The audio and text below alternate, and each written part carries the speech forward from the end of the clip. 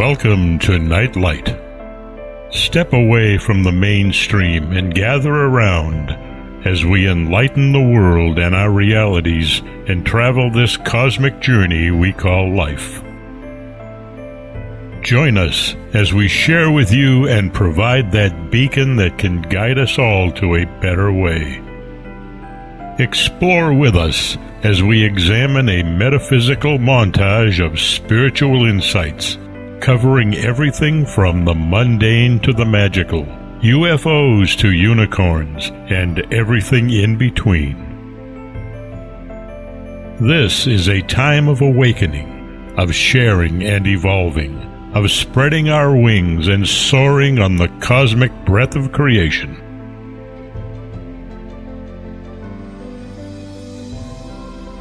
Come and join with other light-minded spirits as we weave our lights together to seek understanding, enlightenment, and, with a little luck, some wisdom. This is Nightlight, a reminder that you are never alone.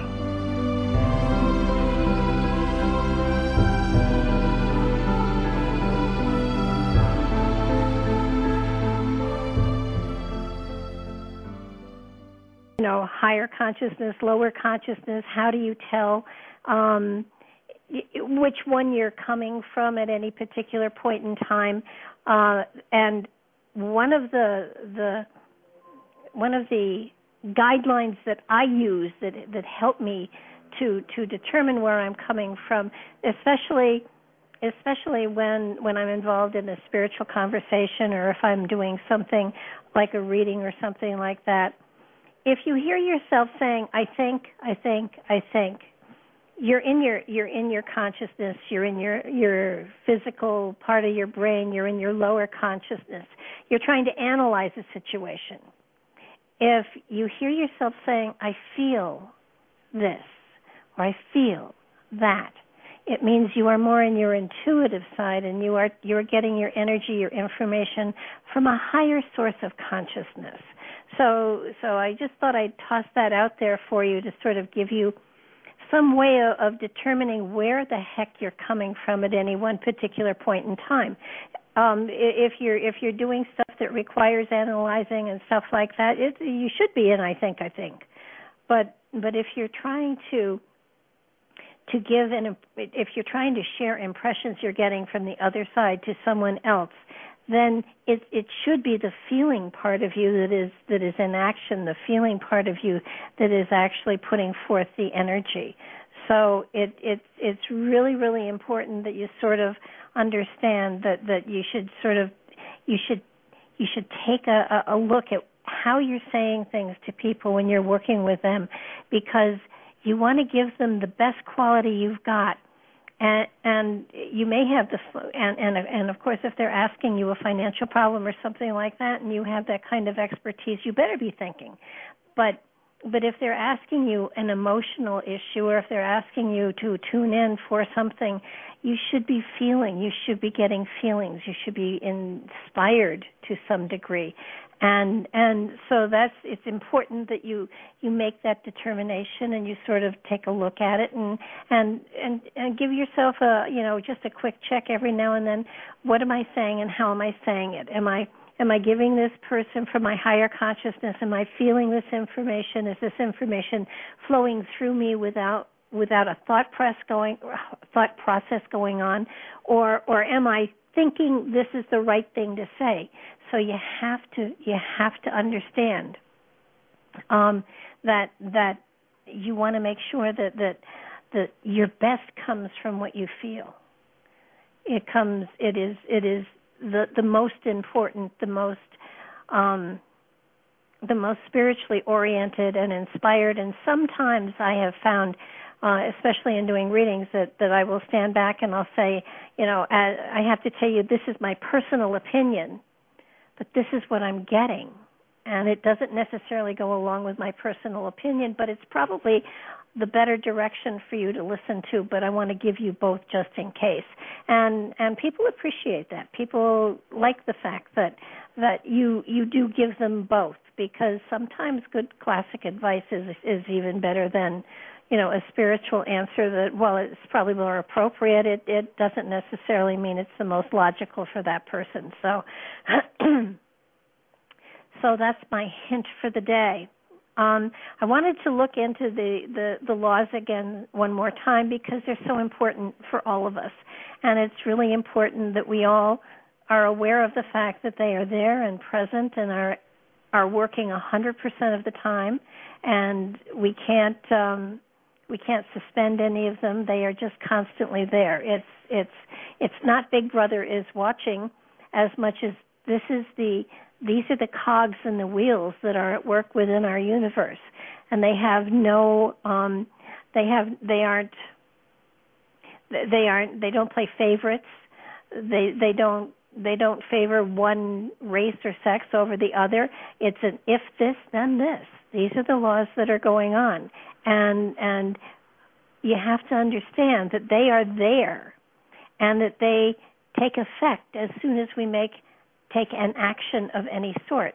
And we can't just sit still and freeze time, because, first of all, time doesn't exist on the other side. Time is just something man-made so he could know when to eat his meals. No, probably so he knew when to plant his crops, I guess. But anyhow, the law of one really explains a great deal to all of us, and it sounds so simple, and yet I don't think all of us totally grasp it. And the law of one means that we all come from the same source, and we are all connected. So that it's not so much that the important thing is to understand that we are part of one another. So if you do something to someone else, you in essence are doing it to yourself. So it's really important to understand that we are all a part of each other, and a part of the trees and a part of the animals, and we all came from the same source of creation. So we are all a part. We are all connected. We are all together in this. And we are all hopefully flowing towards a destiny pathway that will take us into even greater oneness and greater connection. And when you understand the law of one, then you accept your own divinity and you start listening to your intuition and become a co-creator in your own life.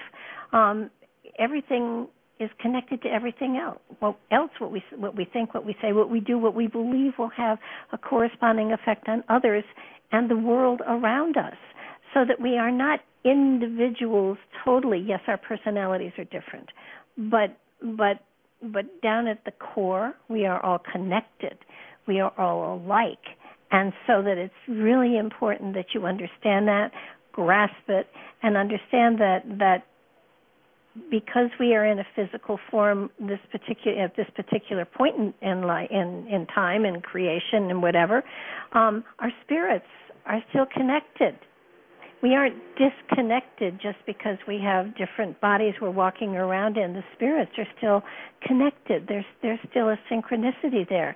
And because of that synchronicity, what you do to someone has an effect on you. We are, you can't get away scot-free. The universe doesn't allow that.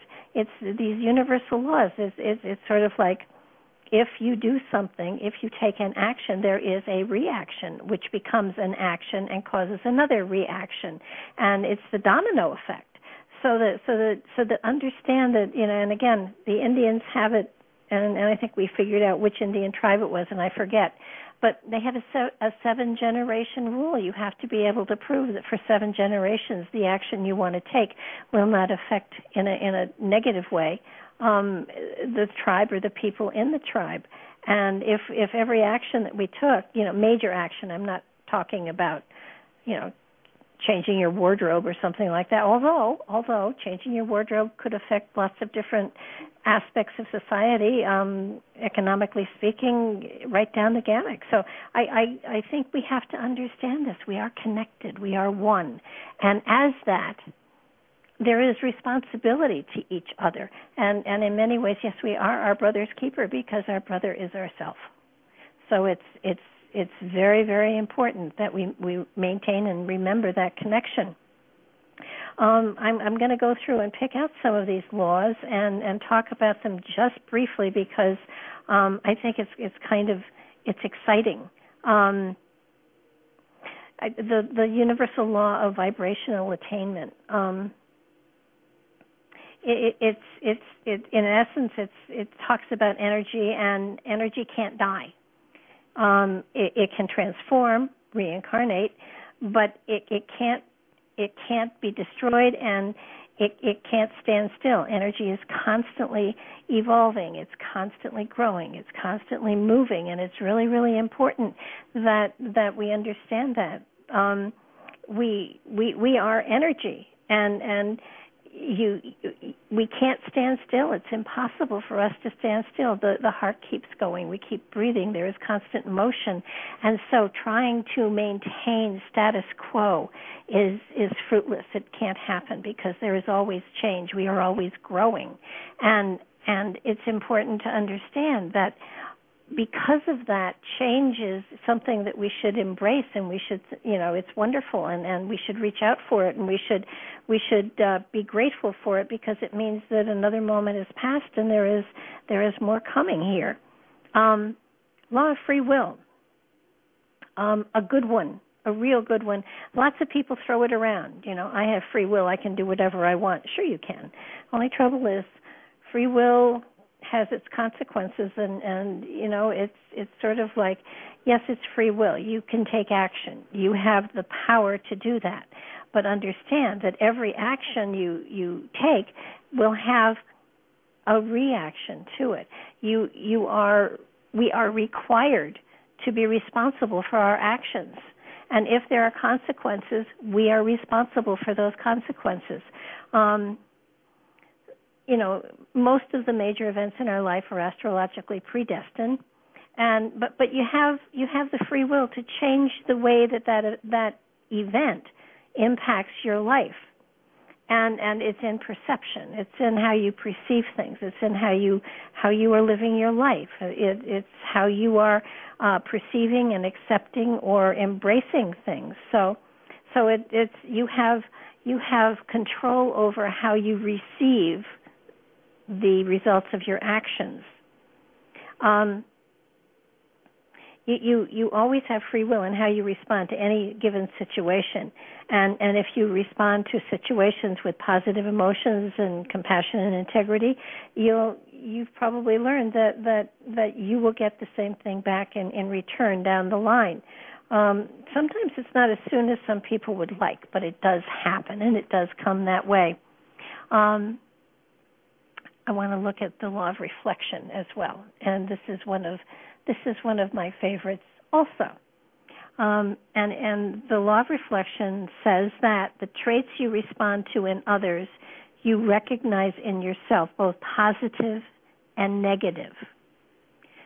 So do understand that when you sit in judgment of another person, you see something in them that you're not really thrilled with, or that you are judgmental about. That aspect is probably within you as well. The universe is constantly putting a mirror up in front of us, and it's constantly saying, take a look at this. Do you recognize something? Is this something you want to change? Is this something you want to alter? And I think most of us don't always recognize the fact that what we're receiving, what we're perceiving, and what we're recognizing in other people is a quality that we have within ourselves. Now, have we worked on it so that it isn't quite as obvious as theirs, or the reason that we're seeing it quite possibly means we have work yet to do. And it also means that what you admire in others you recognize as existing within yourself, but you have to understand that the other thing goes the opposite also applies, and that which you resist and react strongly to in others is sure to be found within yourself. So when you see things and it doesn't mean that they're always active. You see somebody stealing and you recognize it as theft, and you're offended by it and you react to it. It doesn't necessarily mean that you are stealing from someone as well. However, and it's a big however, it does not necessarily need to be a literal translation. You see someone killing someone and you're offended by it, and you think, I would never kill someone. But the reality is, maybe you wouldn't take a life, but you might just have killed someone's dreams. And in doing that, it's the same as killing somebody. You have taken something away from them. So do understand that there are lots of different levels and ways of interpreting all of the commandments and all of the laws. Understand that killing someone's dream or killing someone's hope or killing or smashing somebody's dreams is just as bad as pulling a trigger and taking their life away from them, because you have in many ways taken from them their purpose for life at that moment in time. It's very important that you recognize that, and it's very important that you never do that to somebody's dreams, because dreams are reality waiting to happen and waiting to be manifest. And you have no idea what that person has charted. So you have no idea as to whether or not those dreams, those wishes, those hopes are possible or not for that particular spirit at that particular time. You can shake your head and say, good luck, but you have to understand that it's precious, those dreams and wishes that some people have, and sometimes that's all they have for a whole lifetime. So it's important that we take the law of reflection and the other laws very, very seriously and work ourselves around them, because it's important that we understand that what we do, what we say, how we say it, and how we perceive it is crucial at this particular point in time. And I think I could probably say that at any point in time, because humanity is always going through a phoenix rising experience. Humanity is always going through shifts and changes, discovering new things about themselves, and judging each other and other political parties and other nations and things like that, instead of trying to compromise, instead of trying to work together, instead of trying to heal. We seem to constantly be trying to prove that we're stronger than another or something like that. And let's face it, as individuals, there is always going to be somebody who is better than us and somebody who is worse than us. It's just the way it works. But we need each other, and we really need each other, because we create a whole. All of us together create a whole. If a part of us, if one or two of us decides to walk off over the horizon and not be one with everybody else, we're incomplete. So that it's important we learn to get along. That doesn't mean you have to always like everybody, but that element of love there is crucial. It's imperative. And so we are definitely part of a greater whole, and I think that we have to understand that. The law of universal magnetic affinities, big words, but it basically is, by astrologically choosing the time and place of your birth, you determine the nature or the effects you will experience in your life. On the other side, before you're born, you make decisions about the lifetime that you're going to be coming into. You choose your parents, other souls to interact with you, the astrological configurations at your birth, which determine your character, personality, abilities, restrictions, and timing for strengths and weaknesses. Now, I think it's really important that you understand that who you are, what you are right at this moment in time, was determined by your spirit on the other side before it incarnated into this lifetime. But that's not really who you are. It's who you are this lifetime. But when you go back to the other side, you leave character and personality and abilities and restrictions and all of that.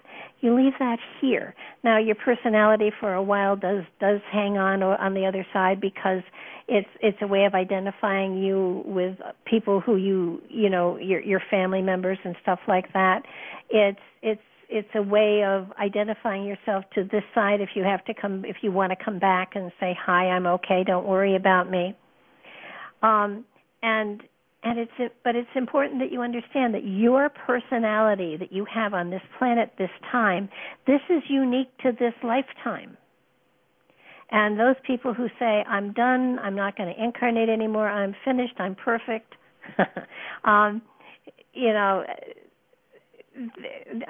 you can't argue with them. You have to say, of course you are. But the reality is, that personality is not coming back here. So in a way, they're right. But their soul, that eternal part of them, is most probably coming back a lot more times. So that you sometimes wonder, how could I have possibly chosen all of this? This is ridiculous. I must have been out of my mind. No, you weren't out of your mind, but you were looking at a bigger picture. You were looking at what your soul needed in order to grow and evolve and expand. You were looking for you asked for lessons and situations to be given to you so that you could expand, and so that's what happened. You put it down. You checked that box, and so that's what happened. You came into this lifetime, and now you're meeting those challenges, but you're meeting it with a consciousness that wasn't aware of the choices that you made before. So there have been times in my life when I looked around, I said, oh no, I could not possibly have chosen this. This is too obscene, or strange, or weird, or whatever. But the reality is, it's how we are reacting to those situations that is giving the soul the capacity to grow and to learn and to stretch. So it's important that we have these circumstances that come into our lives that seem so bizarre and strange and wonderful. In retrospect, they're wonderful. Usually, when you go through them, they aren't so much fun at all.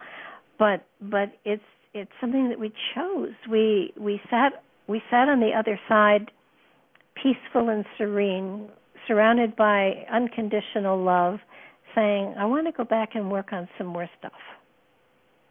And this is what I want to work on. And so give me the situation so that I can strive to become even better, even greater in light, even, whatever it is.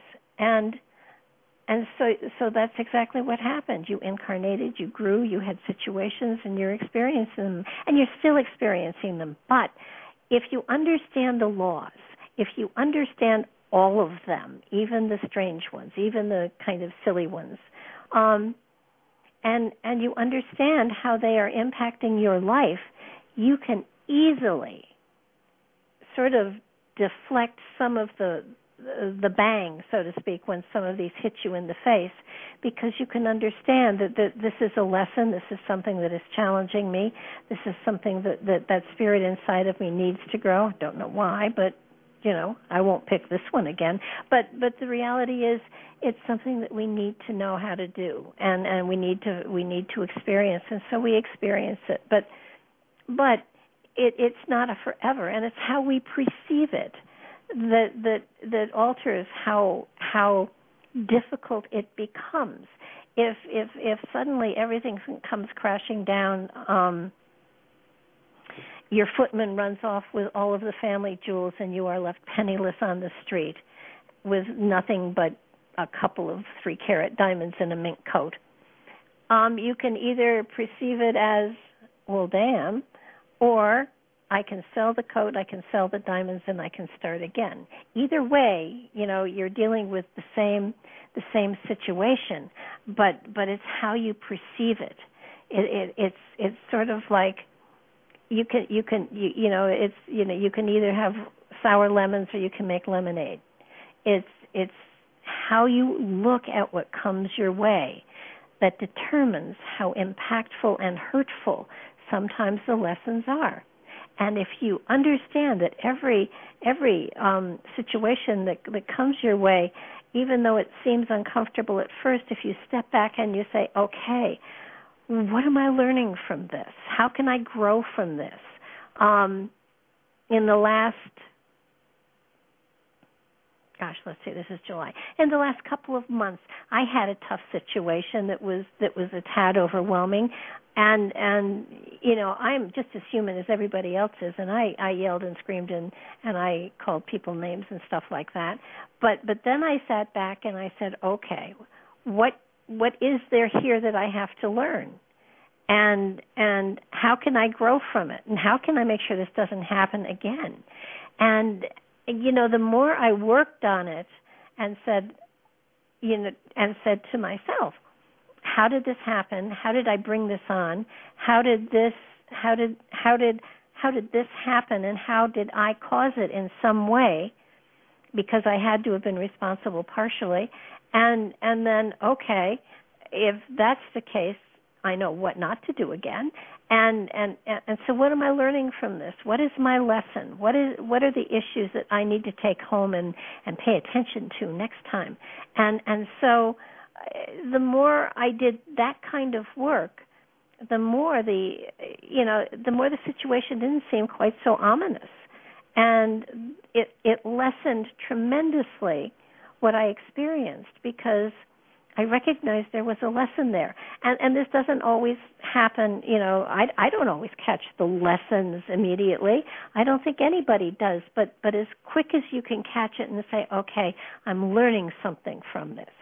There's something here for me to grow from. And it's not a don't do this, it's a it's not somebody took advantage of me, and the lesson for me was I gave my power away. And so it was not don't let someone take advantage of me, it was don't give your power away, dummy. And so it's not really a negative you learn. Exactly, it's take responsibility for your own stuff. Keep your own power. If you need to learn something, learn it, but don't give it to somebody else. Don't give away your power. And so when those lessons come up to you, no matter what they are, and anytime you're struggling, anytime there's pain, anytime there's discomfort, anytime you're kind of antsy because something isn't going right in your life, step back and say, okay, what should I be learning from this, and how can I perceive it so that it isn't as impactful as it feels right now. And there are times and there are situations where you have to have a good cry, where you have to really, get it out, let it out, and then move on with life and take a look at it. I mean, I'm not saying, you become cold and callous, because that's definitely not what people on a spiritual pathway should be. But I am saying that your perception of everything that comes to you in your lifetime, how you perceive it, determines whether it's going to be a difficult situation or an easy one. You don't laugh at any of this. You have to grow. That's why we're here. But you can grow with gentle humor, and you can grow with insight, and you can grow in lots of different ways, rather than and if you choose to ignore a lesson, I guarantee it comes back to you. I promise you it comes back to you. So that it's important that everybody understand that you kind of want to deal with it the first time if you can. And the only place that I can at least from personal experience give you an illustration of that is that I had 3 men in my life that it was the same person, just in a different guise to a certain extent, and until I learned to deal with the situation that they brought into a relationship, I wasn't able to move forward into a better relationship. So that it's sort of like, okay, this is a lesson, and every little lesson, if perceived appropriately and dealt with emotionally and with love, you stop the lesson there, and it doesn't get a chance to grow and multiply and multiply and multiply. And I think that's one of the other very important things about all these laws, because if you understand them, if you are sort of embracing them, then things move more easily, and they are more joyful, and life is really cool. I'm not saying there aren't going to always be difficulties, because, if you weren't having any difficulties, I'd think you were down here on vacation and you should be someplace else.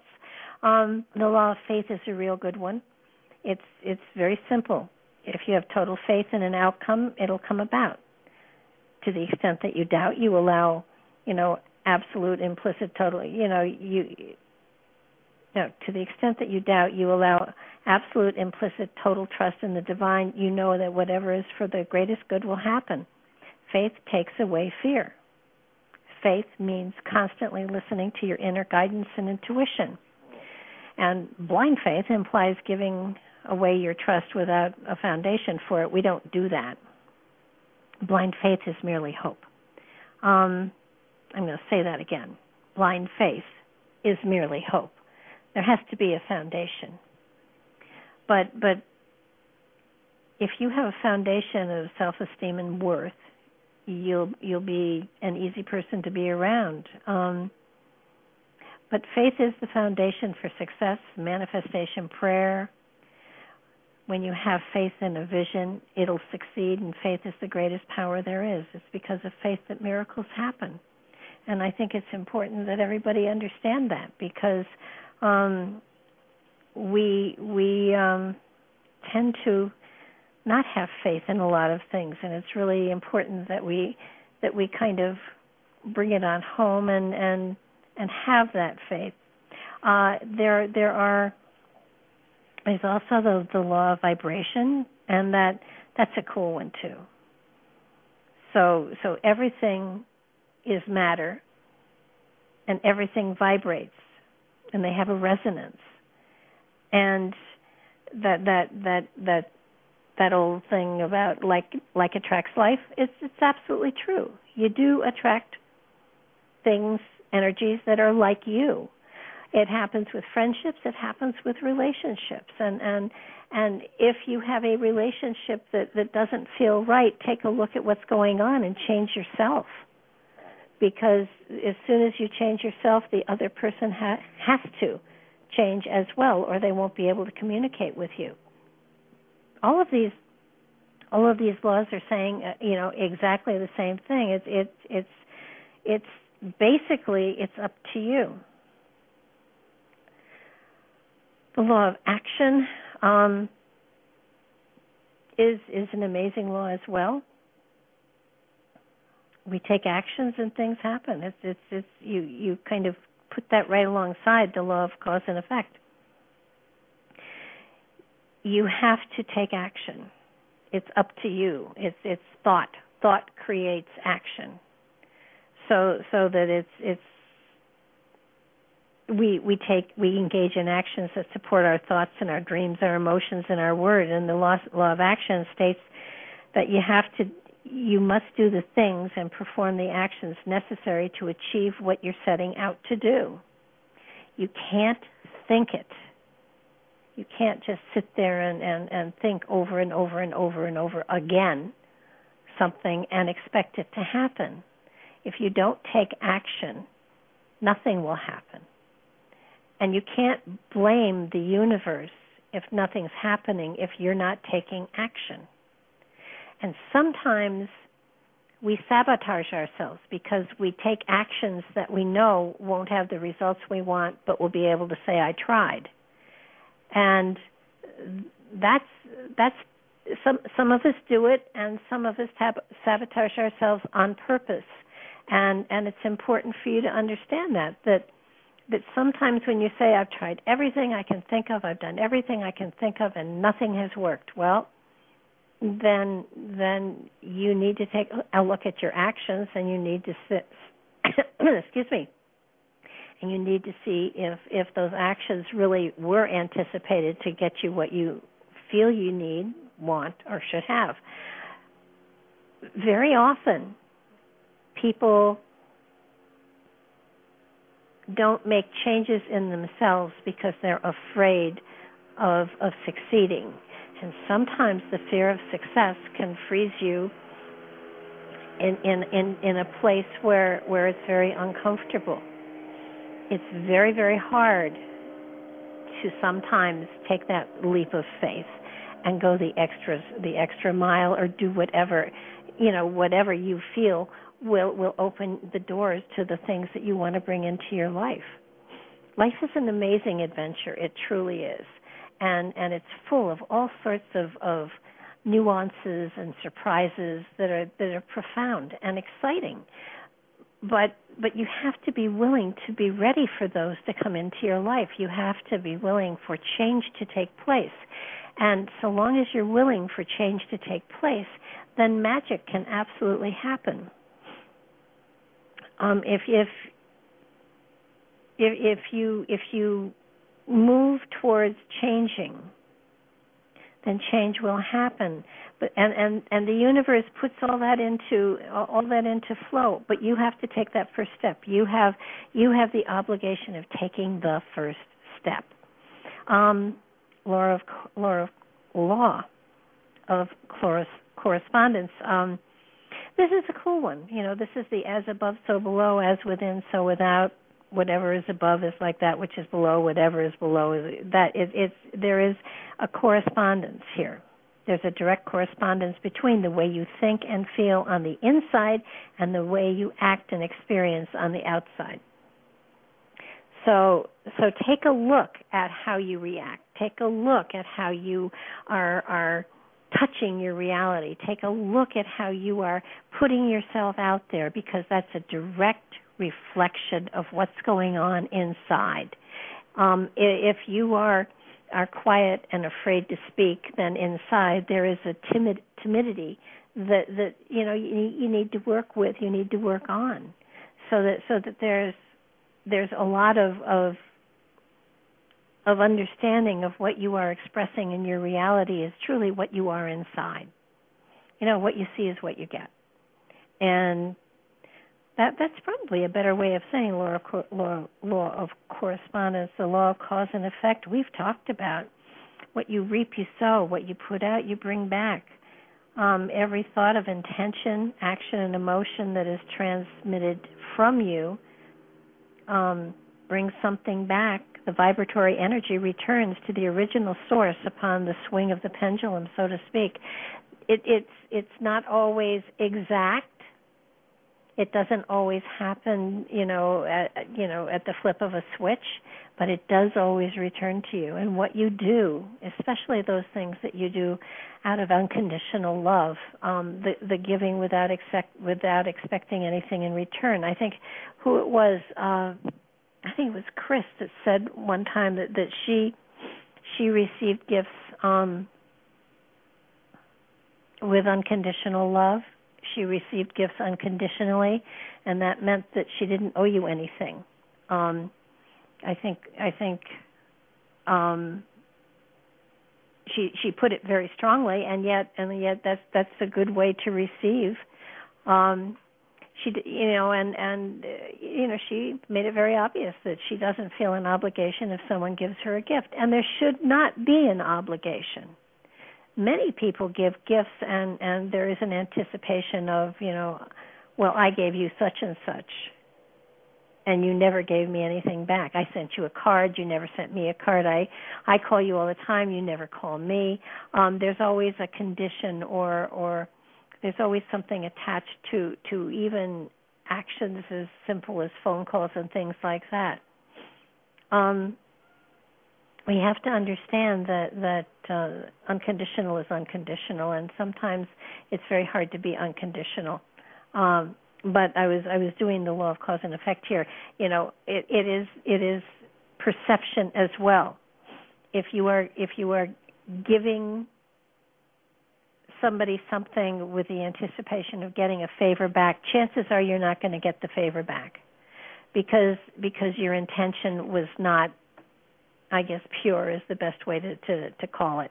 But the law of cause and effect works profoundly well, and if you set something in motion, it's going to come back at you. If you lie about something, it does come back at you eventually. If you take advantage of someone, then probably down the line it's going to hit back at you. There are a lot of these laws floating around all the time, and those of us in the fields, those of us in the spiritual field that aren't aware of these laws, really, and how they apply to our lives, because we should be living examples of these laws. We should be a living example of the lessons that we try to teach when we do readings or when we do workshops or when we share. We should be an example of what it is we're teaching. And there isn't a reader out there that isn't a teacher as well. Every time someone comes to anybody else for advice, for wisdom, for encouragement, for whatever, what you give out has to be, and again, the word pure comes to mind, so that your intent has to be to help, to heal, to soothe, to give wisdom, to give advice, to give truth, but not to expect something in return. And that's I think one of the hardest. That's one of the hardest things for a lot of people, because sometimes you kind of want feedback, and feedback is a return too. So that I know when I get feedback, I kind of it makes me very happy to know that what I did worked, or it helped, or in some way impacted a person's life. The what's the other one? The law of polarity. I love the law of rhythm. There's a rhythm in the universe. There's an absolute rhythm in the universe, and everything moves and vibrates to certain rhythms, and these rhythms establish seasons, they cycle, stages of development, patterns, and there is it all is each cycle reflects the regularity of God's universe, and so everything flows. There's an out and there's an in. There are tides. There's a rise and a fall.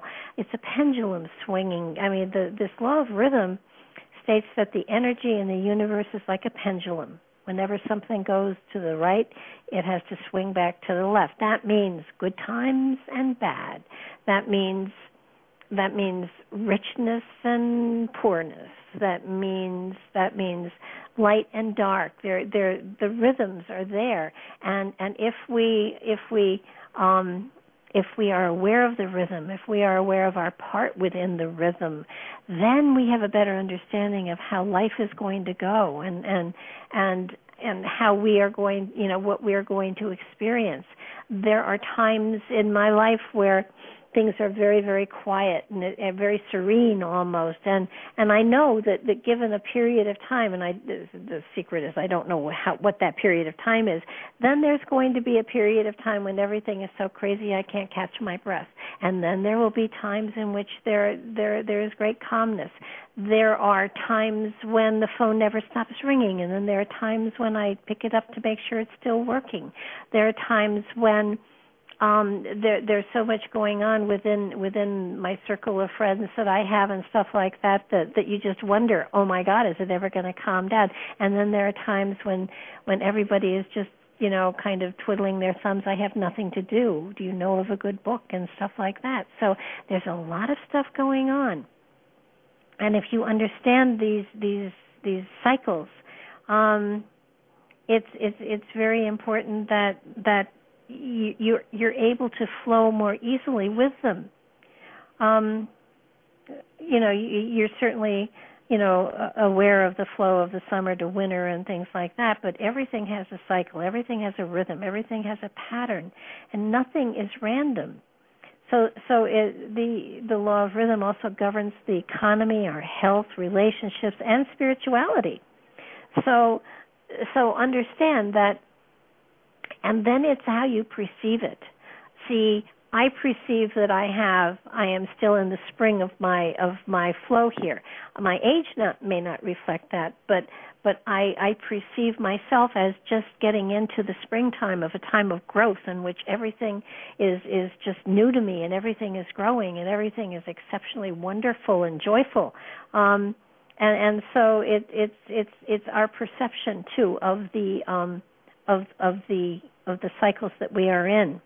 And again, that perception, that ability to perceive what's going on. And then we have the law of attraction again, and we've been through the law of attraction before. Law of attraction does say that what you put out there is what you draw into yourself. You attract exactly what you are and where you are. And can we attract things into our life? Of course we can. We can put it out there. We can work, but putting out there that I want X or something or Y or Z in my life isn't enough. I have to work for it. I have to go through the process of bringing it into my reality, of manifesting it within my reality. You can't just stick a picture of Brad Pitt on your vision board and expect him to be at the door the next day with flowers and champagne. Ain't going to happen, girls. Would be nice, but ain't going to happen. The reality is that putting it out there is part of it, absolutely. But working towards it is the part that they don't tell you about. Changing your perception of your reality, changing how you are managing things within your life, looking for ways to bring greater abundance into your reality so you can afford the things that you would like to have.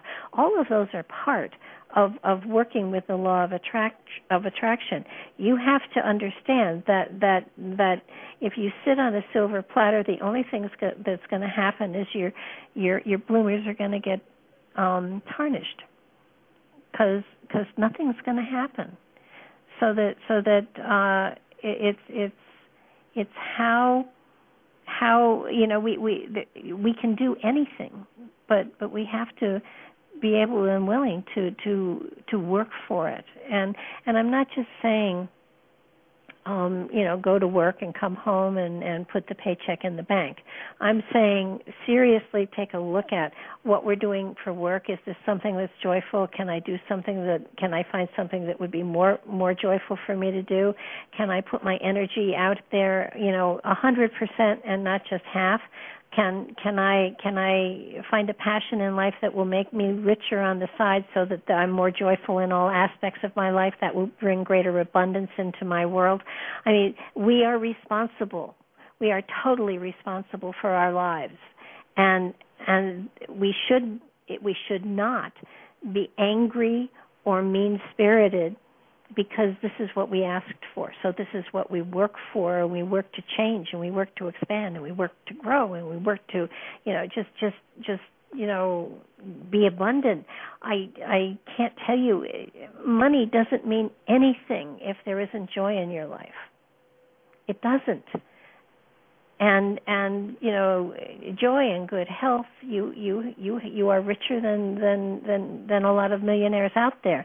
I'm gonna open some phone lines here, and don't hang up, you people that have called, because I want to get kind of your opinions of all of this. I want to hear what you guys have to say, because it's really important. And I've done a lot of talking here. And the reality is that all of these laws and all of these philosophies have to be applied. And how do you guys feel about this? How do you feel about the fact that there are all these laws out there, but they absolutely will help to make you a richer person and give you a better life? So we got Texas Pearl here. Hi there. Hello. Hi, how do you feel about all this? Actually, I can't unmute right now. I'm traveling in my car. I didn't want to miss the show. Okay. Well, then please drive and don't talk. Okay, thank you. Okay. Okay, Linda, you're on. Hi, Linda. How's it going? Hi, Barbara. Real good. How are you doing? Doing well. So, how do these laws? How does it feel? Now, you must have known about a lot of these laws before I sent out my lists and stuff. Some of them, there was a lot more than I realized. I was pretty surprised. Yeah, so was I. Actually, I stopped at about 38. I said that's enough, but there are still more. Yeah, I haven't even finished going through it really. Well, what was and I could almost guess, but which law did you know about the most? Oh, the law of attraction, of course. Yeah. Were you aware that it wasn't as easy as it made it out to be in the movie? Oh no, Brad Pitt's been here a couple times already. That's why he's not at my door, obviously. That's right. No, no. I wondered, like everyone else, I'm sure, what am I doing wrong? Supposed to just believe, and I really think a lot of it too is faith. You really need, we say we have faith, but yeah, and faith is a lot deeper than you realize. It truly is, and you can say I believe, I believe, I believe, I believe, and then a part of you says maybe not. Yeah. Yeah, I think I believe I'm going to meet all my bills, and then these new ones come in and say, "Oh, wait a minute." Yes. Things were supposed to be hunky dory now. Yeah. No, it does. It does make it. I mean, life is a challenge. That's why we're here. That's why we chose to be here. And I think the law of attraction was wonderful because it made people start thinking about this stuff. But it didn't go far enough as far as I'm concerned, because you really have to work towards these goals. You can't just put them on a vision board and have them happen. Right. And it would be nice, but I don't think the universe works that way. No. And if I think the one thing about the universal laws that to me is amazing is that they don't wait and then crank into working and then they stop for a while and then they crank into working. They are constantly out there and they are constantly at work within our lives. And lots of times when things don't feel like they're working for us, we kind of think, uh-oh, have I done something wrong? And it's not necessarily that we've done something wrong. It's that we haven't really committed ourselves wholeheartedly to a process that's going on. I know that I do the same thing with bills too. And there are times when bills come in that I had forgotten about or I had not paid attention to, and the lesson there is you better pay more attention to where your money's going because it's going, and yes. You want to make sure there's enough coming in. It's sort of like okay, wake up. There's a wake up call here, and it doesn't mean that things are going to fall apart. It just means there's a wake up call. Be more aware. And possibly don't do quite so much retail therapy. There may be other ways, but law of attraction is a cool one, and they certainly made it famous. But the law of cause and effect is really quite profound as well, because for everything that we do, there is going to be, a corresponding reaction to, and it's sort of like, if I buy the big color TV I want, then I won't be able to eat next month, that kind of stuff. But often we don't think about, the other part of it. We just, we think, something will come up and it'll all work out. And it does. It just doesn't always work out the way we kind of want it to. How about, though, that other law about the fact that you choose everything before you come down here? I kind of was fascinated with that, you know. Yeah, you really wonder about that. Why did I choose this, or what was I thinking? Yes. But you got to understand, it wasn't your personality now that made that choice. It was the spirit in you that made that choice. The spirit wanted this sex, this personality, these planets in this particular formation, so that these kind of situations would be there. You know, it was all chosen so that the spirit would get an experience, and it had nothing to do with you as a person, because you're only the vehicle. Our personalities, this is where things get complicated. Our personality, our sex, our spirituality, all of that are unique unto this lifetime. And hopefully some of the spiritual things that we are learning and expanding into will come back with us the next time or time after or whatever. But how we respond to situations gives information to the spirit within, and that's what goes on lifetime to lifetime. Not the fact that you know, we've screwed up with the same mistake 12 million times and we finally got the message. That's not what's taken on to the next lifetime. That's why sometimes this lifetime is so important, and yet what we think is really important is not really the crucial part of the lifetime. Sometimes the spirit needs to understand the consequences of the actions on an emotional level, and therefore we go through horrendous hurt and things like that, and there's great compassion and empathy that is gathered at that lifetime, at that particular time.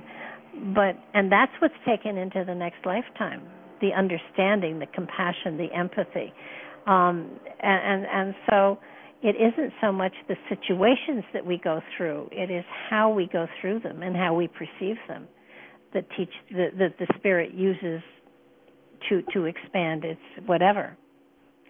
So I think what you said earlier too about when things seem to repeat or keep happening.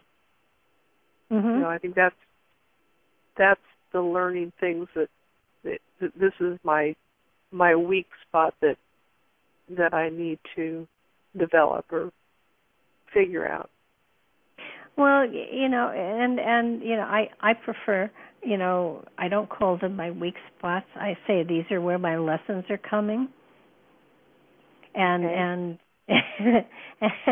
it's only because as a teacher I'd rather say these are my lessons instead of this is what I need to work on. It's just a matter of perception here. But yeah, and you know, it's if you find things happening, you know, consistently in a pattern, or the same kind of thing coming at you over and over and over again, those are areas that you need to have a greater understanding of. You need to take a look at, and you need to see what is it what would stop this from happening again. And right. In some cases, in the case of especially relationships, what is it about me that attracts people into my life that are not kind, or that are not giving, or whatever?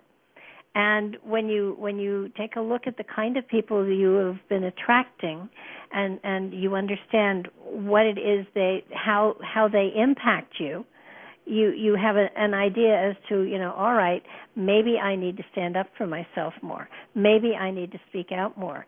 Maybe I need to not allow people to tell me what to do. Maybe whatever it is, and then you work on yourself to make yourself stronger in those particular aspects. I'm 70, and for a great deal of my life, I always gave my power away, and then I discovered that didn't work well. It took me a long time, but it's embarrassing how long it took. But once I understood that when I gave my power away, I ended up hurt.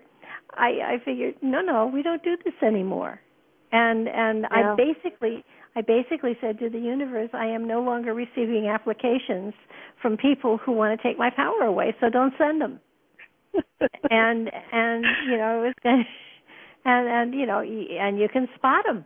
And I basically would say, out loud to the universe, oops, you let one slip through, take it back.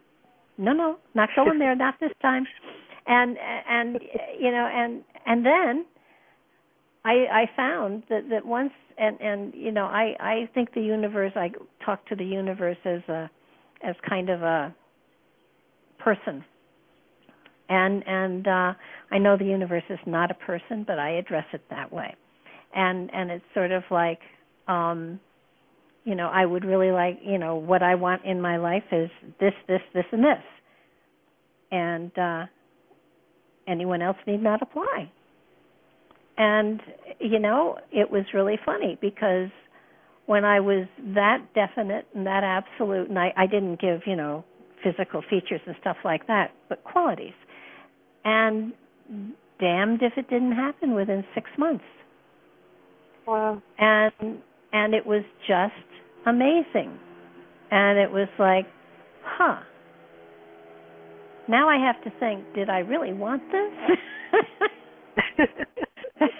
And it was, what the hell, I put the order in, I might as well take it, and it turned out to be magical and beautiful. But the reality was I had to really take a look at what was wrong with me. And there was something wrong with me. And it wasn't that it was wrong, it underdeveloped. Better word. It was underdeveloped in me. And once I let it grow up, it stood up for me. And it I think that there are a lot of us that are like that.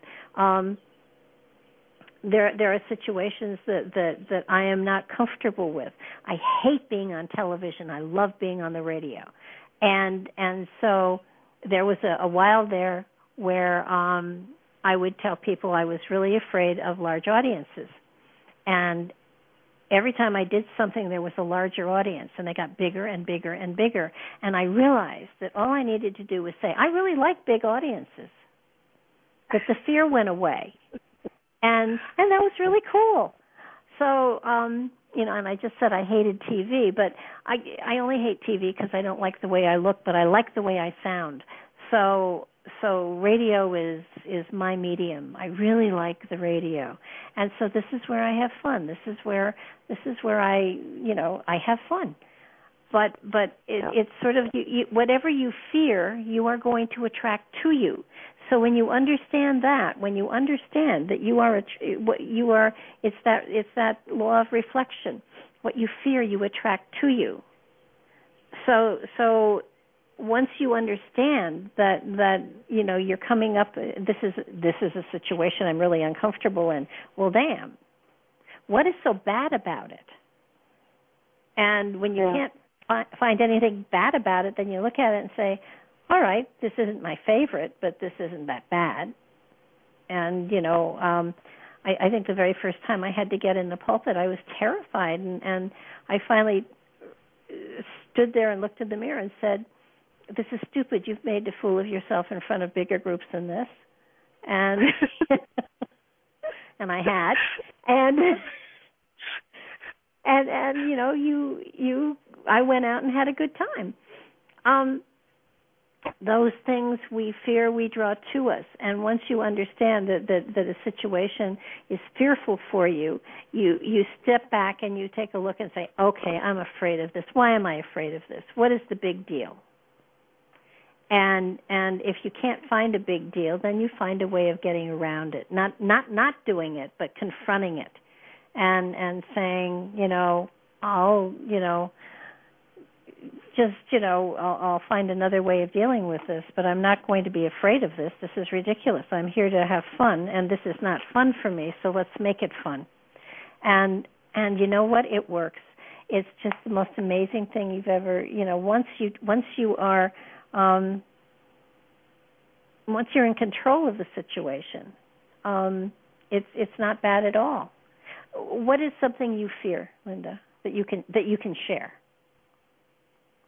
Oh, I've been needing to ask for a raise, and I've been dwelling on it for the past 4 or 5 weeks. And every time the situation arises, I back down and I don't. What's the absolute worst thing that can happen? She can say no. Uh-huh. That's the worst thing that can happen? Yeah. Well, and she can say that maybe I've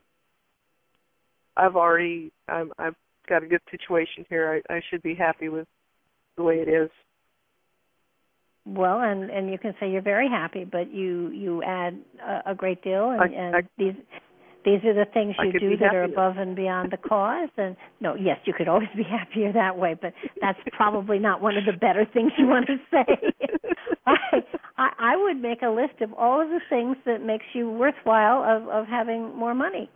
And you know what? And I'd make that list, and I'd make it a long list, and I would read over it every night, every morning. These are the reasons I deserve to have more money.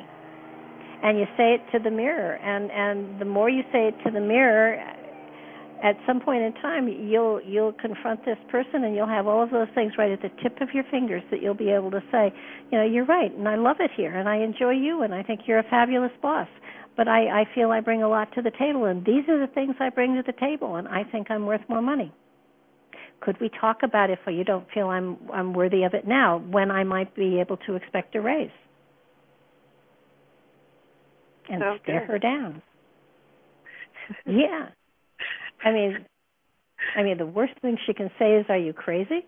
And and you're not crazy. But I think that it's really important for you to understand that those things that make us fearful. Now, there are things that in my life that I am afraid of that I have absolutely no intention of conquering. I'm scared of snakes. I don't want to be friends with snakes. Yeah. Don't want to be friends with them. So I'll hold on to that fear for this lifetime. I'll take it to the next lifetime and deal with it then. But when it comes to interpersonal relationships, when it comes to our growing, I'm going to pull Deb in. Let me see if I can find her microphone. Are you there, Deb? I'm here. Okay, so how do you feel about this? The fact that we attract our fears so that we can deal with them. When we stop fighting that and we actually acknowledge it, then it comes, and that we can acknowledge them and not say it doesn't mean, like, for instance, that you have to love and cuddle every single snake out there. Just not going to snuggle any of them. It ain't going to happen. I got that. I'm one of these that, I figure snakes have their place and I have mine, and that does not necessarily mean in the same perimeter. I don't hate them. I just aren't real warm and fuzzy about them. Yet I have actually tried to help heal a few when they were hurt. But but I think that's part of it. Just acknowledging it, that it's there. And I think, too, that if you dwell on it, it's like anything else. You give it so much more power that it becomes bigger than life. Right. That's true. Rather than just saying, okay, you know what? I'm not warm and fuzzy with snakes or whatever. But that does not mean you have to dwell on either side of that task every moment of the day. Okay. Well, how about Linda being afraid of asking for a raise? Well, I think that's just where how many times are our own worst enemy, and we know what our fears and weaknesses and positives and challenges are, but that does not mean everybody else sees us the way we see us. They see us in a whole different light. So that it's, okay, my opinion is it's not so much that she's afraid to ask for the raise. She's afraid she'll get told of a fault she hasn't thought of. Yeah. That But could be. trust me, I don't think that there's a fault there. I think it's, you know, it's like my dad used to say to me, well, what's the worst thing that can happen? They can tell you no. But if they tell you the reason why and it's something you can do about it, then you erase that, and it's no longer held against you. But if you don't know about it, you can't even deal with it. Mhm. That's good sense. Yeah. I have to remind myself of that a lot. I'm just letting you know, it's not that I'm perfect on that aspect. I just have to remind myself that a lot. Well, yeah, that's true too. I think that once you're aware of all of these laws, you know, you do sort of every now and then stop and say, okay, what's going on here? Is one of these laws, you know, taking off on me? Is there something that I've missed? Is there something that I need to kind of work on? I wanted to ask you while I've got you on the phone. It's the law about, not reflection. There's so damn many of these. Yeah, there's quite a few. The idiot that put all this together should have been shot. I'm surprised she didn't shoot the person that asked her and got her started on it. Yeah, that too. Yes, of course. Then we'd be talking about nothing here, and then we'd be up a creek without a paddle. The one that I spoke about earlier, and I'm thumbing fast. The law of perpetual transmutation of energy. No, that's not the one I mean. I mean the one that said, you know, that we chose this life, we chose this the astrological, we chose all. I forget which one that is. Oh, I know which one you mean. And so can I beat my higher self up later when I get there? Yeah. My I'm Boy, I got a lot of bones to pick with my higher self. Yeah. It's because, you know, I was trying to explain to everybody that it wasn't our personality now that made the choices. It was our spirit. Right. And our spirit does not have a personality. As such. They do, I think, but I think it's more circumspect than ours, and maybe not quite so much, you know, fun flaws in them.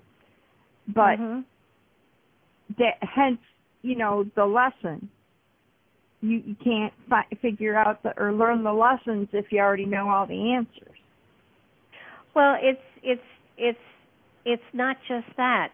I think the lesson is not the lesson. It's the reaction to the lesson that is the lesson. Yes, I tend to agree with you. You know, it's kind of like we ask for circumstances to grow in certain areas, and chaos hits us. It isn't chaos that is the lesson. It's how we react to the chaos. How we react with the other people also involved in chaos. It isn't so much we ask to have a situation in which we can experience and grow. So they put us on the Titanic. But we don't want it to hurt. But we don't want it to hurt. Well, no, really. How many times is it that way? We want it all, but we don't want the hurt that goes with it. How many people well, this is probably a bad analogy, but we'll go with it anyway. How many people want somebody to love, but they're afraid to get hurt? Okay. Everybody. So they are, okay, but the whole part of it, there are parts about being hurt. And it's how you react to that. Do you let something hurt you and tear you apart with more vengeance because you constantly think about it? Or do you look at the situation and went, yep, that hurt, time to move on? I mean, and yeah, some hurts you're going to move away quicker than others. But but still, it even if there's a time that you say, that's it, I'm done, I'm not going to love anymore, you do after a while, because you're not complete without it. Because to give it, to get it, you have to give it. And that whole cycle, and there it goes back to the whole cycle again. You have to, energy begets energy. You have to push the shove to get the wheel to go around. I mean, I don't know how else to say it, but I mean, it all layers into that. Okay. How about this kind of situation? You asked for a situation in which to grow emotionally. And so your family loses all its money and you literally are out on the street. Now, the lesson is how you deal with it. Right. It's not that somebody, did something and all the money is gone. It's how do you deal with the situation. It's the situation that is created that is the lesson. It's the emotional circumstance. How I would deal with it. In other words, like how we would deal with it if, we suddenly lost everything, we're out on the street.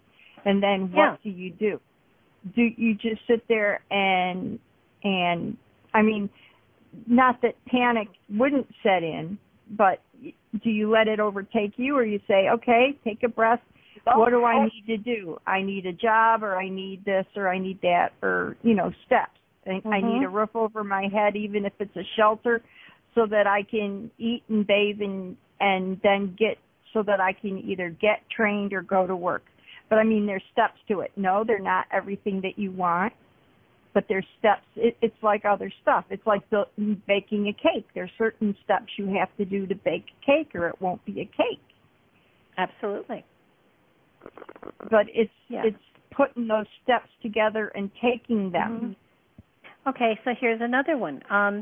One of my neighbors, one of the kids, did something stupid and went to jail. And his situation was he was suddenly in jail. And he had a choice. He could have become angry and mean. He could have learned to be a better crook. Or he could have, done classes and worked at making himself better, which he did. And he could have come out of 5 years of jail, frankly, with a better education than a lot of kids who go to college. Because and he wouldn't have had loans to pay back. And he didn't, But it's how he dealt with the situation, and I think that's what people don't understand. Why is the universe doing this to me? Because I asked for it. I asked to be given this situation. It's that easy. You aren't being punished. You're being given what you asked for before you came into this lifetime. And that's what I think so many people don't understand.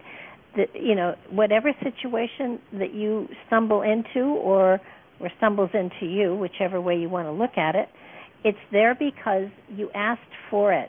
And it's okay to step back and say, God, was I a jerk? And then, okay, so what am I supposed to gather from this? What am I supposed to learn? Because I want to learn it this time. I don't want to repeat this again.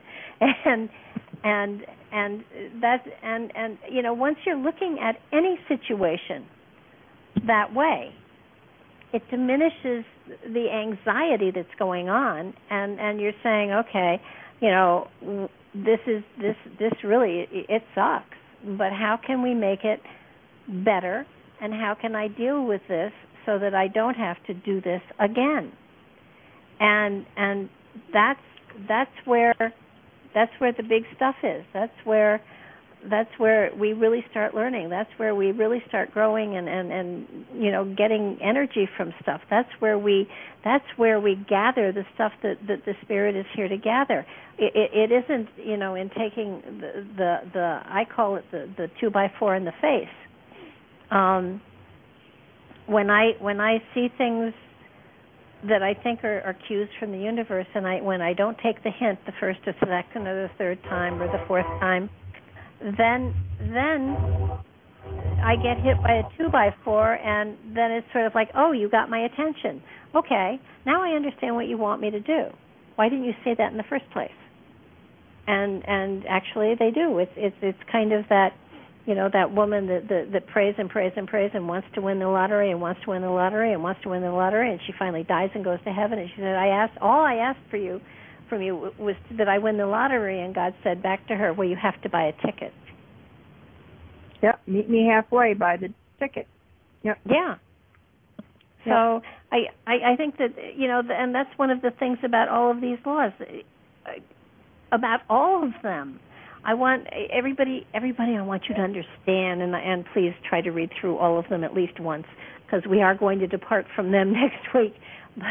But understand that the thing that is the common thread that goes through all 38 of these, or 50 or 100 or 1,000,000 of the laws of the universe, whatever you want to call them, the thing that is the constant in every single one of them is that you are responsible, that you have to take action, that you are the one that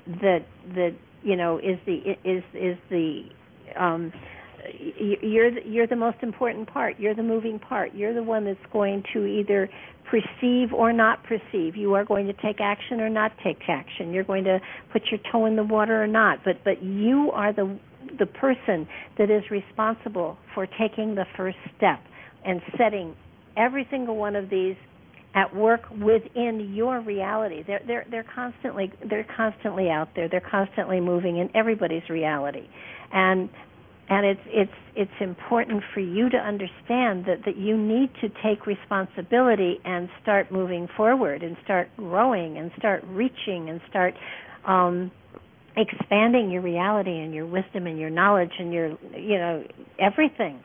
But until you take responsibility for that, you'll just be buffeted by all of this. It's programming yourself to understand these, and if you don't program yourself, somebody else will program you, whether it's a parent or a teacher or a religion or a culture.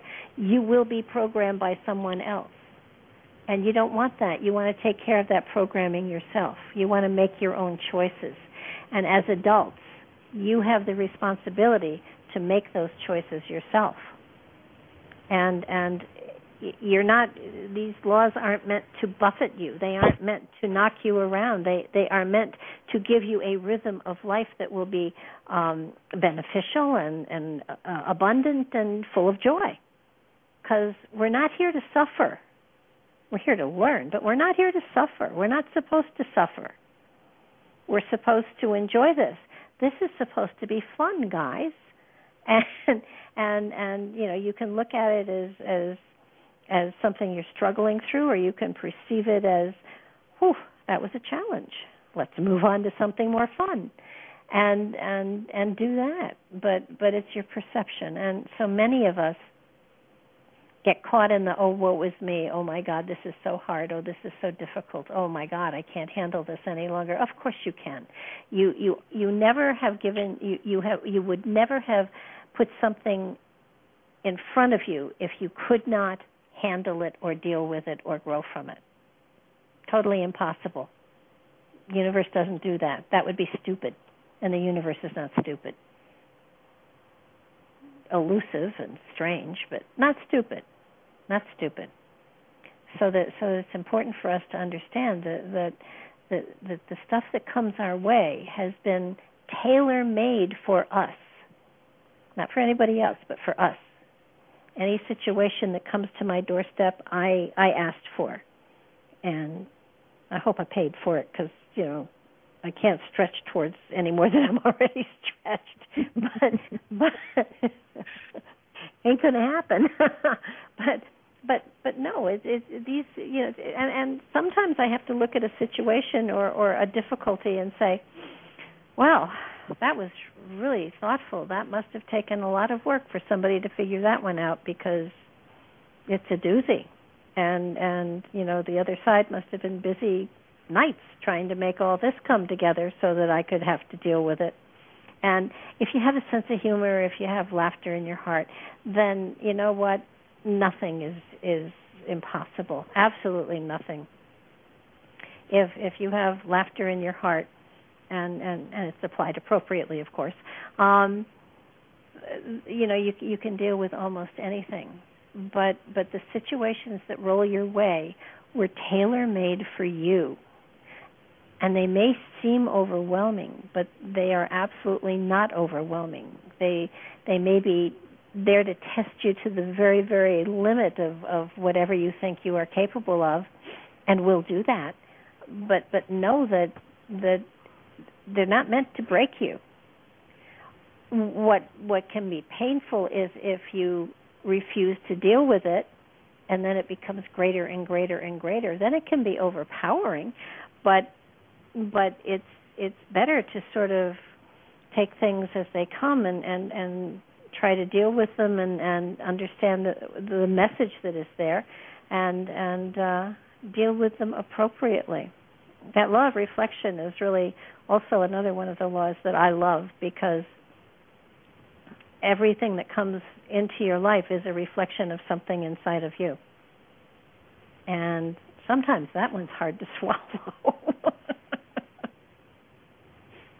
But you can't recognize it in another person if it's not in you as well. Now, it could mean that it was in you and you dealt with it, but it's still, I've seen things in other people that had been a part of my character that I chose to change ever so slightly. And you know, it's kind of nice to see what happens if you don't change them. I have a neighbor who is vicious, mean, and nasty, and the tongue that she has in her is very similar to one I had when I was much younger, and she has often tempted me into a battle, and knock on wood, I haven't decided to engage, because part of me says, you know, she's no challenge. I could do better than that any in a heartbeat. But the reality is, if you don't engage, then and you move in another direction, that lesson is over with. You don't have to go through that lesson again. So it's an amazing experience this lifetime if you understand that everything is a lesson that comes your way, and how you perceive it and how you deal with it, and you know what you do with it is, you know, makes or breaks the fun that you're going to have this lifetime. Deb? Yep. No, really, it is. And I'm sitting here thinking, you know, I got Glenda the Good Witch coming in and going, Dorothy, you had the power all along. That reflection, you know, that mirror thing, well, if it's a dirty mirror, clean it up. Mm-hmm. You know? And then you're better off for it. And see what else. And, you know, the other line that kept hitting my head was, it takes one to know one. Well, yeah, but let's fix that. You know, don't just keep perpetuating it, you know. No.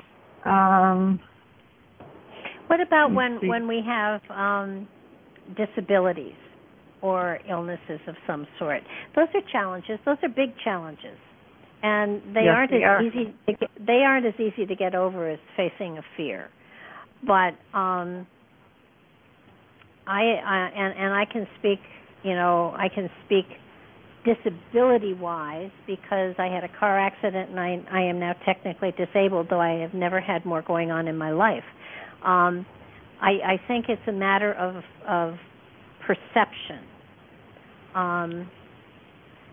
But if it's an illness that you are struggling with of some sort, then how you struggle with it and how you understand, you know, just how life life has to change, and it does change. And so long as I'm not saying that anybody should embrace an illness and say I love you, but I do feel that how you deal with it, how you perceive it.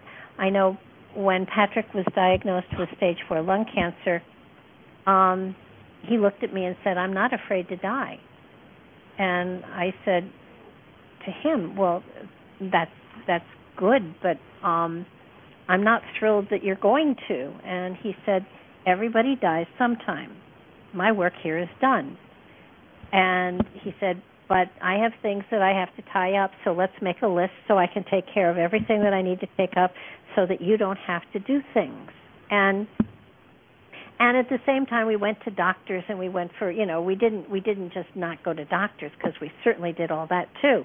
But he looked upon it as, okay, this is something they say is inevitable, but let me see if we can put it off as long as we can. Let's do homeopathic stuff, and we did lots of research. And his way of facing this sentence that he had been given was amazing, and he never once, I never once saw him despondent or unhappy. It was always, what else can we do? Have we looked at this? And we did all sorts of alternatives. We met lots of wonderful people. When hospice sent their chaplain to talk to us, he just sat here and shook his head, and he said, I can't tell you to anything that you haven't already told me. And so we had him for dinner, and we talked to him. But it's how you deal with things. And I'm not saying, I know Jeannie has a hip that is not a happy hip, and she's done all sorts of cool things to sort of compensate for the things that she can't do anymore, but will be able to once she has her new hip. But it's kind of, you either you feel sorry for yourself, or you do the best you can, and you keep going forward. You keep learning. You keep growing. You never stop learning. Never, ever, ever, ever, ever stop learning, growing. I can't get out and do the fairs that I did 5 years ago. So I found other things to put my energy into, and I'm learning how to be my own webmaster, and I've taken to poor Deb is going through Giants with me. I have a ton of material on Giants that is phenomenal up on my website now, and I never thought I would be able to do that. I never thought I would be able to do the research, but it's another way to learn. It's another way to grow. It's another way to be in touch with reality out there. The spiritual development class, I was frustrated because there wasn't a class out there, because I wanted some place where I could talk to other people about spiritual concepts, and I was haunted by my words to a number of people that I had read, and I had suggested something like this to them, and they said, yeah, but there's nothing out there. And I would say to them, well, if there's nothing out there, start one yourself. And I realized that that's something I had to do, so that's why all of you are sitting out here and listening. And I'm not that good an example of this, but it's my own personal experience that I can put out there to show you what happens. It's important that you all understand that nothing should ever stop you. If there is a roadblock, you either take a left or a right turn, go over or under, and you don't crash into it, because you get migraines that way. But if there's something standing in your way from doing something that you really feel you're supposed to do, there are other ways. There are other alternatives. Don't let anything stop you. Now, and don't apply this to, ridiculous stuff. But do understand that if you have an illness of any sort, if there is a disability of any sort, that's just another challenge. That's just something that says, okay, let's figure out another way of doing this. So, if something is important to you, there's also another way of figuring out how to do it. And be creative, and the more creative you are, the more you open those channels, the more spiritual energy flows through you into your life, and magic happens. Magic happens all the time, and all you have to do is create the channel for it, and that's by being creative. I cannot tell you the number of times that I have, in my life, not lately, but in my life, where I just felt like, I felt worthless, and it took having a good cry and turning around and saying, well, I'm still here, so there's got to be a reason for it. So let's get out there and make some waves and see if we can make something happen. And you can. You can. There are, my goodness, people who want to make a difference in the world, and they just say, well, I want to make a difference and I don't know how. That's ridiculous. Find a cause, create an organization, get out there and help people. There are lots of ways of making a difference. Sometimes you make a difference by just being a better person. Sometimes you can change a lot of lives by working in soup kitchens or volunteering your time. And if you don't have a car, you can do telephone stuff. And if you don't, you can read books onto tapes for blind people and disabled people. There's tons of stuff you can do. But the biggest thing is stop feeling sorry for yourself, because it's only a challenge, and the minute you meet the challenge, another one comes along that's even more fun.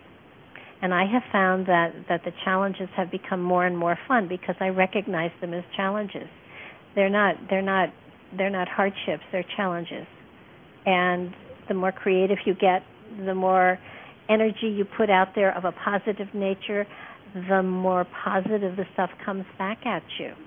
And I know there are a number of you out there that I know Jeannie's there, and her hip is giving her a terrible time, and she's not able to do as much as she normally would do, which is a good thing because she needed to rest anyhow. I think the hip just, gave in so that she could catch her breath.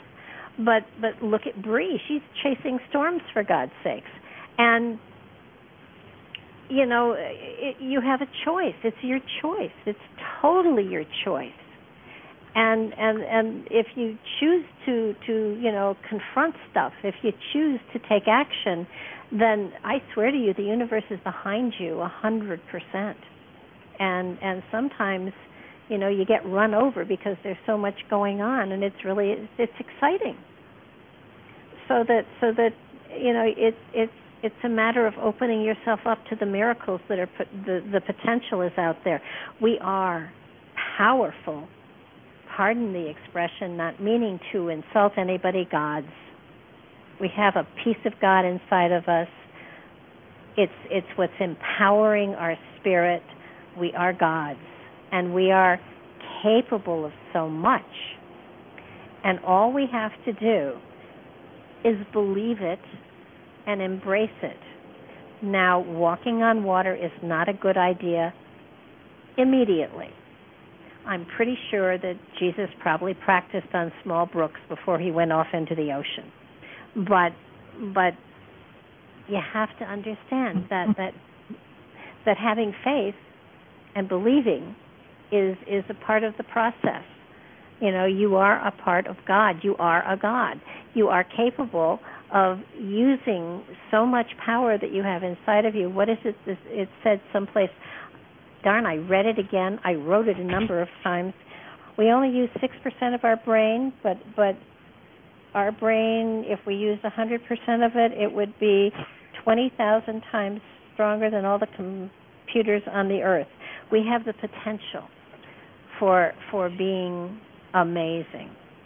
And there are genetically, there are genes inside of us. There are genes inside of us that have not been activated, but they're there. Right. And right. They are. Isn't it close to 2,000? Yeah. It's probably that many. Yeah. But anyhow, one of them is regeneration. And if we can activate it, it would regrow hands and fingers and all sorts of things. I mean, the human body is an amazing thing. We just don't use it as well as we should as an avatar. It's built for 120 years, but most of us have abused it in some way, shape, or form, so that it doesn't last 120 years. But you know, I don't think it's so exciting to be aware of all the potential you have and all of the things that you can do, and how we have shortchanged ourselves by doubting and being fearful. Again, don't try to walk on water unless it's frozen at this point in time. But you know, enough belief and you can do anything. Enough channels open so that spirit energy flows strongly through us, and we're capable of so much more. There are those, you know, that can tune into spirits on the other side. All of us can do that. It's a matter of, are you going to open yourself to it? Are you going to do what you need to do to be able to open to that kind of energy that's inside of you? It's all there. It's just a matter of opening yourself to it, and a lot of times the opening is getting back into creativity and opening yourself up to the greater potential that you carry. We're amazing spirits, and the fact that we're all, you know, one family, the fact that we all are a part of one another. If we ever got to the point where we could work together in unison, I strongly believe that this planet could turn into a spaceship and we could take it anywhere. But it takes everybody, and we aren't there yet. But we can do our share by working on ourselves, and then working with other people that feel the same. And sooner or later, a movement. You know, it's that element of a drop creates a ripple, creates a swell, creates a wave, creates a tsunami. I mean, it's just, you have no idea what one word in the right place can do. It's friggin' awesome. It's just awesome. And every single one of you has that potential. Every single one of you has within you the capability and the potential to levitate, to work miracles, to, once you believe in yourself and you have faith in yourself and your self-esteem is upped a little bit, there are healing properties that are out there that everybody is capable of. And you don't even have to be a Reiki master to do it. All you have to do is have the faith and the belief and the intent of healing, and it works. It works amazingly well. I don't know if all of you are into Facebook. I look at it basically just for the cats, dogs, and animal stories, but and I publicize the radio shows. But I've seen a number of cases where they've had animals that were paralyzed, and through love and putting them in an apparatus where their front paws could work even though their back paws can't, I would say over half of them turned up to be able to walk because people believed in them, and they were able to run with other animals, and their bodies healed, and they were healed. So, I'm sorry, science doesn't know it all. And the human spirit is capable of phenomenal stuff. Our mundane lives get in the way. Our mundane lives pull us down. We have to have jobs. We have to, go to work. We have to earn money. We have to buy cars and clothes and food and have a roof over our head. And sometimes that gets so overwhelming we forget the potential that we carry within us. And it's important to understand that those jobs and the mundane reality are only so that the spirit can manifest within this reality. But our spirit is not here to do those mundane jobs. Our spirit is here to to be able to propel us through this reality so that we can get ready for another one and another one and another one, another dimension, another planet, another universe, my God, all those stuff that is ahead of us is just so profound, it's unbelievable. But just knowing that we're on such a journey and it's so exciting, and each lifetime is supposed to be an adventure, and it's supposed to be exciting, and it's we're here because of love. So we're not here to suffer, and we're not here to be uncomfortable, and we're not here to be frightened. I think that if everybody really found their courage and faced their fears, that this would be an awesome culture. This would be an awesome species that would be ready to have a cosmic adventure. Not now, but in days and times to come. So that there is just so much for us to expand into, and it's exciting. And the minute your life stops being exciting and you stop having fun, make a change so that it becomes fun again. I know that it's a silly example, but it'll work. I do nightlight once a week at least, usually, and I found that people asking questions was not allowing me to grow. So I don't let people ask questions anymore. I just give them what I get. So they get the best that I have to offer, and I get to really see what the spirit inside me is capable of. And everybody is capable of that. Everybody should make the shifts and the changes in their life so that they are challenged and having fun at what they're doing. And if your job isn't challenging you, then in your non-job life, find aspects that do challenge you. Find aspects that do open you up to the potential you carry within. And it doesn't have to be doing readings, and it doesn't have to be doing healings. If you enjoy painting, whatever it is, for God's sakes, do it. Because that's what makes the energy work in all aspects of your life. If you have joy and love and excitement about a part of your life, it spills over into all parts of your life. And if your job isn't doing it, then put it outside your job so that outside your job spills into your job, and your job is okay, it's not so bad anymore because I get to go home and do this other stuff. And it absolutely keeps, and Deb just typed in, it keeps stress down or gone, and it means that there's greater excitement in your life, and that you are absolutely radiating an energy and a vibrancy and a rhythm that people are awed by, and they don't know what's so great about you, but they do know that you are so special that they just want to be around you. And it's the coolest thing ever, because the secret is all you're doing is celebrating who you are and what you are this lifetime. That's all.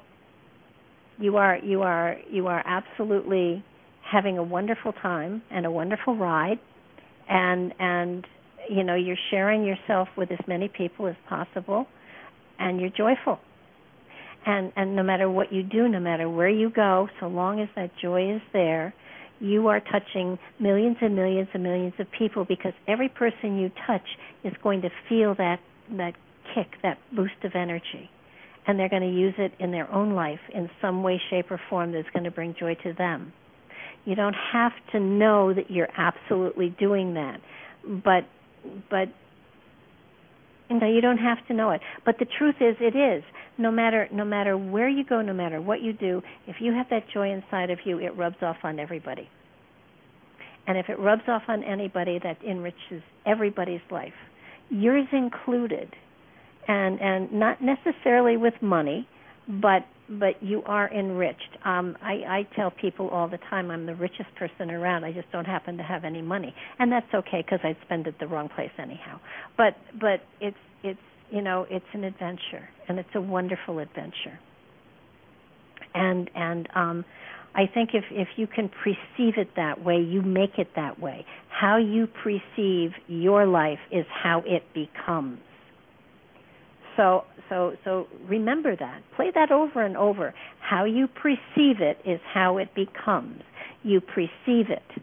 Your spirit, your consciousness, that God part of you, takes that etheric energy and it helps to create the reality you are perceiving. And it works every time. It works all the time. And you just have to really, the perception has to be genuine. It has to be sincere. If you've ever listened to any show I've ever done, when someone says, "How are you?" I always say, "Fabulous." Even if I'm not, I say I am, because by the end of the evening, I am. It is amazing, because if you say it enough and you say it with enough conviction, you become it. Now, not going to be Miss Teenage America, no matter how many times I say it. But maybe Miss Grandmother, but no. Bringing that up too, I just had this pop into my head. There is a sound vibration connection to the body, the etheric, the brain, all those different layers. And if you say it out loud with conviction, the rest of you hears it. And I don't know how else to explain it any other way. Well, no, it's true. And I can truly remember times when I didn't feel well, that I had said, "I'm fabulous." And you know what? It just started to be fabulous. And by the time the evening was over, I was just so cranked that I couldn't sleep for hours. It does work. Like if you're not feeling your best, put on one of your favorite outfits. And I don't mean it has to be a dress outfit, but the outfit that makes you feel good and powerful. Everybody's got one. It might be, they might feel, 10 foot tall and bulletproof in their favorite, jeans and sweatshirt. But, or it might be a power suit, but I'm just saying, whatever it is, put that on. The energy transfers. Put on a song. Music can change your vibration and your mood like crazy. Absolutely. I have music. It's called Hooked on not Phonics. It's called Hooked on Classics, and it was originally done by the Boston Pops, and they played everything in a beat that just you could not. You were jumping with it. It was just amazing, and I used to put it on when I had to clean, because I got my cleaning done faster than, of course it wasn't that great, but I don't clean well. But it just, you were just bouncing with the music. You couldn't help it. And that helps too. I mean, it's just